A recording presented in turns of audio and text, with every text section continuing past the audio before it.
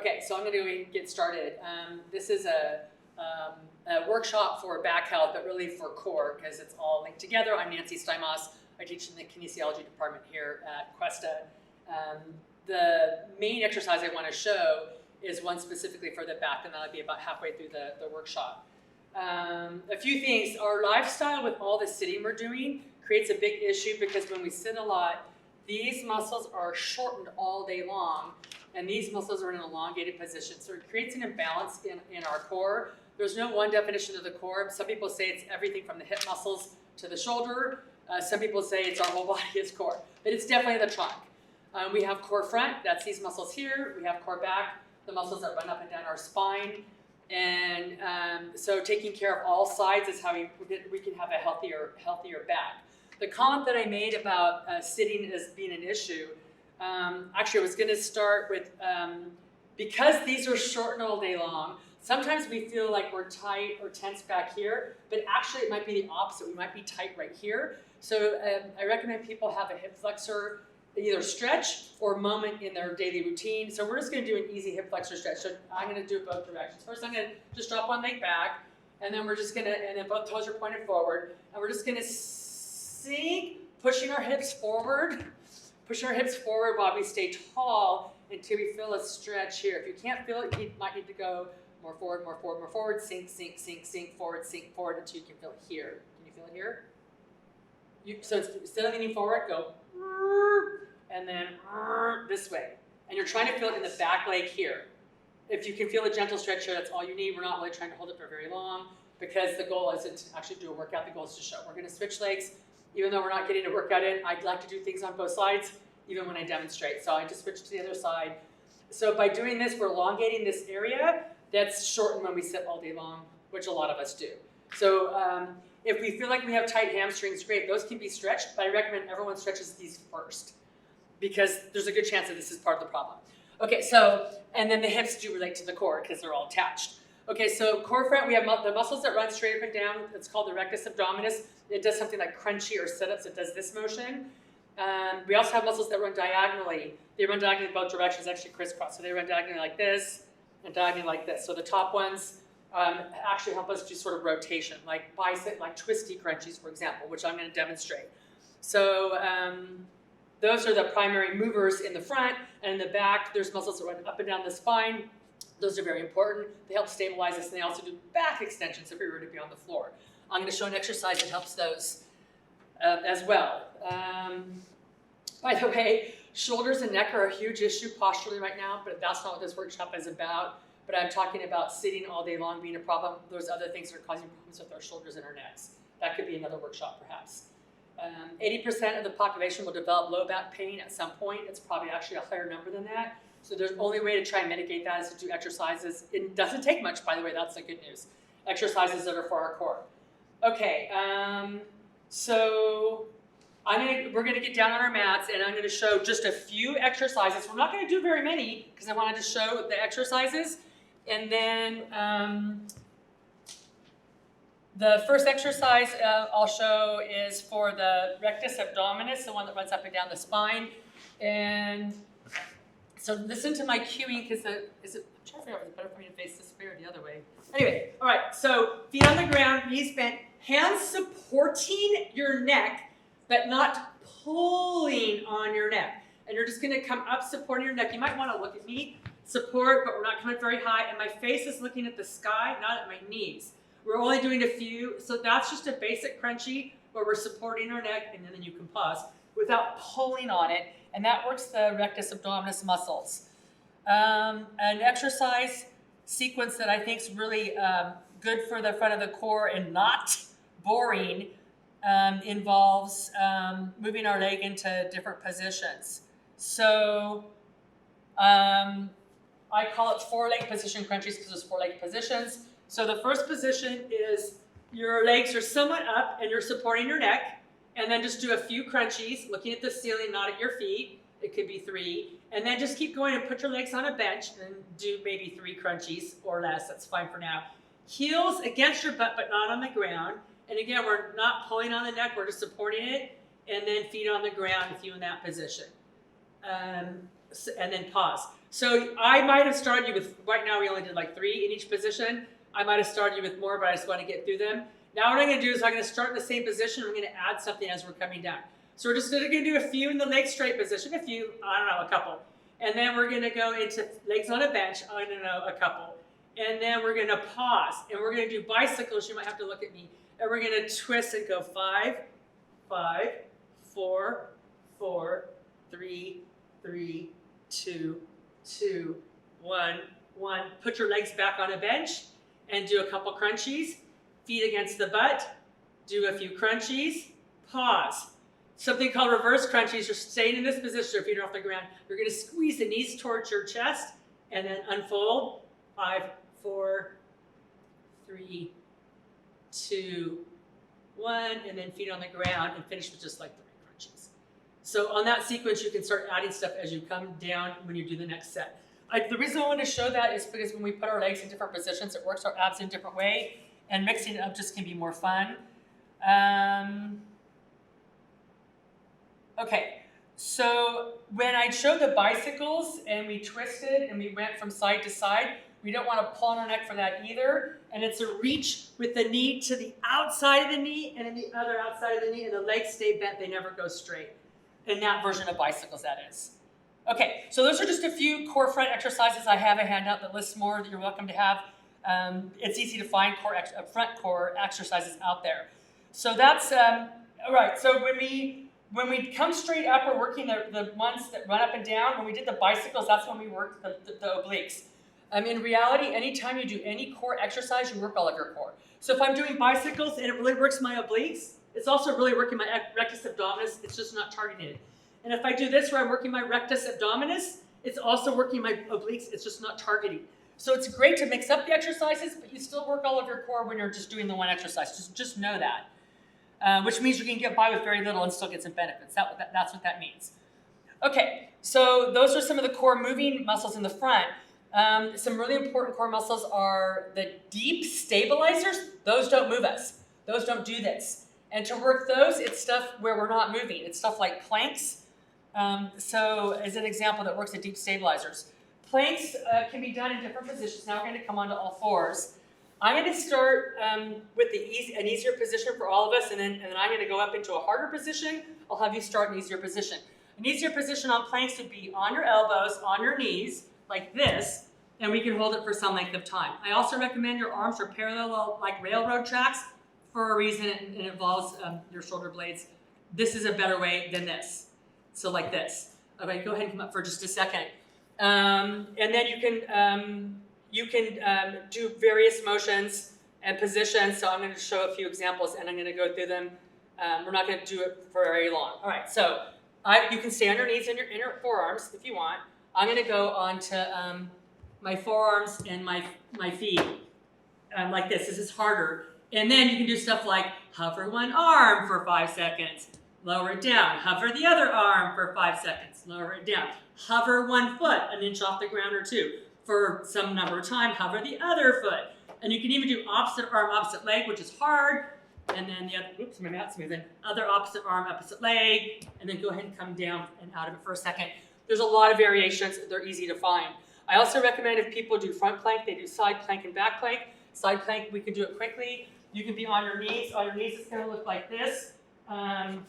What's important when we're doing side planking is that we glance down and we pretend like our body's in between 2 panes of glass, including our head. I'm going to do it with my legs stacked. This is harder. You can pick any version you want. And then come up, and it can be held for some length of time, as short as 10 seconds or longer. And then there's other versions to this as well. We're going to do the other side.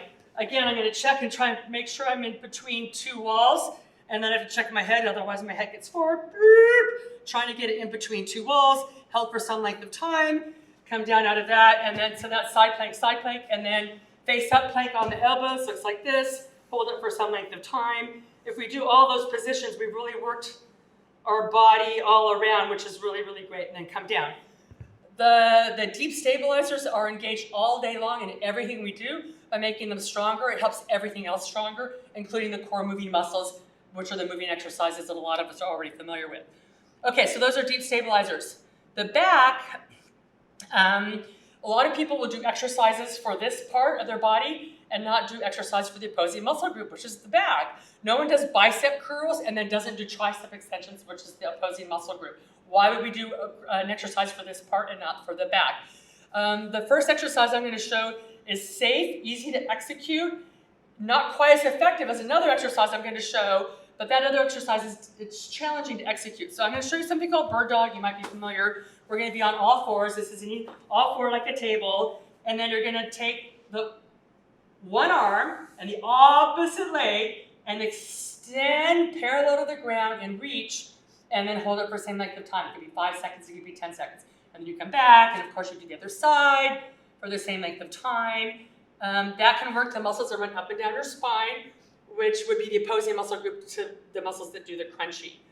So that exercise, I like people to know, because if they do it not quite correct, it's probably not that big of a deal. The next exercise I'm going to show needs to be done correctly. It's actually better to probably not do it, in my opinion, than to do it incorrectly. So for that exercise, I never just throw out a description on paper to people and go like, here, go home and do this. I actually work with each of my students one-on-one, which I'm going to do today, pause and make sure everyone knows how to do it correctly. And we're not doing very many. All right, so there are back extensions done face down.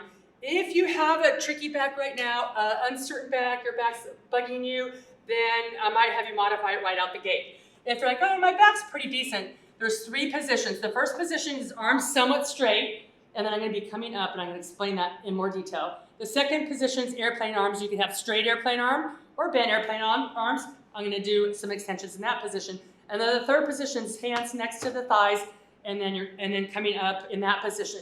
The critical aspect to this exercise, not come up very high, no straining, legs all stay on the ground the whole time. In order for the legs to stay down on the ground the whole time, you can't come up very high, no straining, and you have to activate the glutes. So what it looks like is this, and I'll start everyone with 2. That's all anyone gets to do today. So I'm going to start everyone with 2. They're going to do 1, 2. If you look at my legs, they're on the ground. They're not coming up. And then 2 in this position. As I move into from position 1, 2, and 3, it gets easier to come up, and then that's the third position. This is what I'm not doing. This is incorrect. This is incorrect. I'm straining, and I'm lifting my legs up. That is an exercise that's done in yoga classes. I've taken yoga. I've done the exercise, Superman's, where your legs come up. It's not that it's the worst ever exercise, but it's very easy to strain and hurt the back doing that exercise. I don't let any of my students do it. So if my students are in a room where I'm working and they want to do that, they have to do it somewhere else, because it's too easy to really aggravate the back, and when the back's aggravated, it's aggravated in everything we do. The goal of this exercise is to do very few, not have a sore back, and not even feel it. If we do core front work and we get sore, oh, I have a sore core, that's not that big of a deal to be sore because you did a bunch of front core work. We never want to solicit that same response in the back. The back is different. So we're trying not to fatigue it or bug it. So if I start everybody in 2 in each position, 1, 2, 3, 4, 5, 6, I can expect pretty much nobody to be sore, which is the goal. People who have a tricky back either should not do this yet, or just start in the last position and just do like 4, 4, 3, 2, 1, etc. That would be an alternative. It's just to start in that last position. Let's see if there's anything I'm leaving out.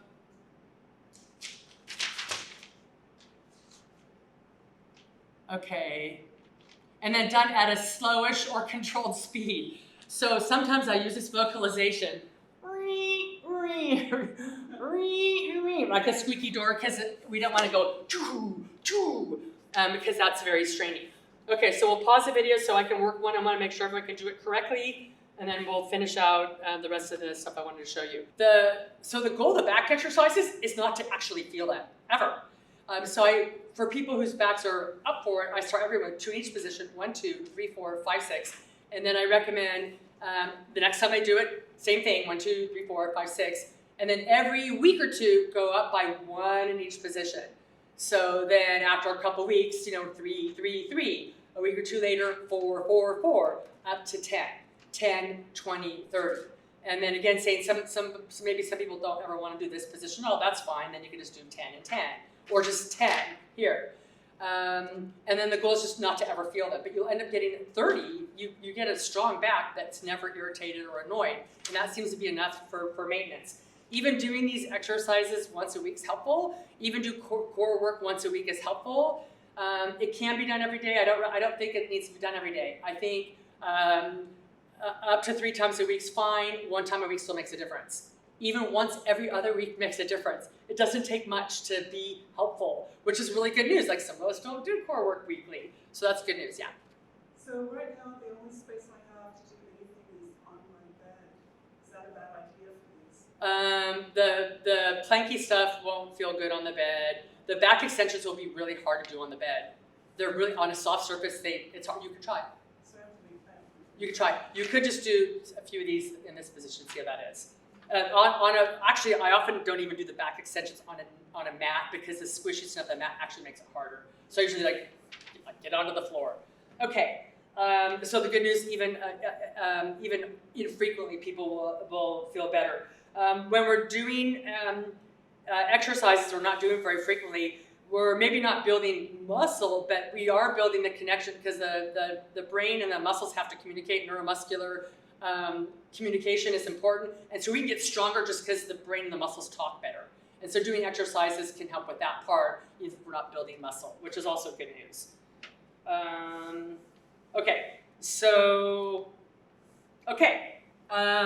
Anything's better than 0. I tell my students that all the time. So tiny bits of core is better than 0 core. I'm going to show just a few stretches for the back, and then I'll be wrapping up, so I'll wrap it up in the next couple minutes. There's lots of stretches. I have a handout that shows extra stretches. I'm just going to show a couple. Some of these you might be familiar with.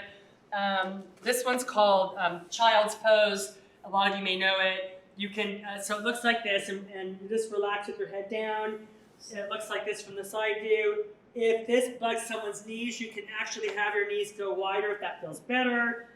If that's a problem, you can even be up on your toes. That feels better on my knees, by the way, because my knees don't like to be really, really crunched together. So there's different positions that can be helpful for the lower back. This one a lot of people are familiar with. In yoga, it's called cat and cow, but you can do the cat without the cow. I call it mad cats. So arching up with my head dropping a little bit in a relaxed way and holding it for some length of time, 3 to 5 seconds.